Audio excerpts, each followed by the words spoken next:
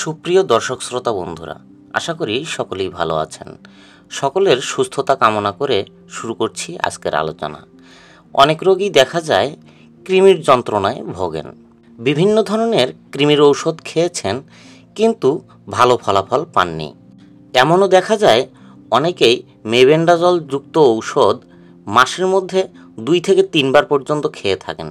তারপরেও 10 থেকে 15 দিন পর বা 1 সপ্তাহ পর আবার কৃমির যন্ত্রণা ফেরত আসে। এ ধরনের কৃমির যন্ত্রণাকে অনেকেই গুড়া কৃমির সমস্যা বলে থাকেন, আবার চিকিৎসার ভাষায় পিন ওয়ার্মও বলা হয়ে থাকে। কিন্তু আসল প্রশ্ন হচ্ছে, এই সমস্যা থেকে পরিত্রাণের উপায় কী? হ্যাঁ বন্ধুরা, আজকে আমি আপনাদেরকে সে কথাই বলবো। এই রোগটি থেকে মুক্তি পেতে চাইলে একবার চিকিৎসা করে মুক্তি পাওয়া সহজে সম্ভব হয় না। অনেক সময় এই চিকিৎসা 3 থেকে 4 বার পর্যন্ত করাতে হয়।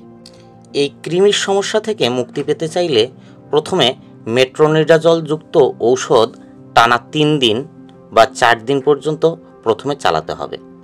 3 দিন বা 4 দিন মেট্রোনিডাজল যুক্ত ঔষধ খাওয়ার পর আপনাকে একটি অ্যালবেন্ডাজল যুক্ত ঔষধ খেতে হবে। তার পরের দিন থেকে মেবেন্ডাজল যুক্ত ঔষধ সকালে একটি এবং রাত্রে একটি খালি পেটে খেতে হবে। মেবেন্ডাজল যুক্ত ঔষধ অবশ্যই টানা 3 দিন পর্যন্ত খেতে হবে। এর মধ্যে মেট্রোনিডাজল যুক্ত ঔষধ কিন্তু বন্ধ করা যাবে না, চালাতে হবে। এইভাবে 2 থেকে 3 বার পর্যন্ত চিকিৎসা করা যায়। এভাবে চিকিৎসা করলে কৃমির সমস্যা থেকে মুক্তি পাওয়া সম্ভব। তো বন্ধুরা, যদি আলোচনাটি ভালো লেগে থাকে তাহলে চ্যানেলটি সাবস্ক্রাইব করে দেবেন, বন্ধু মনে করে পাশে থাকবেন।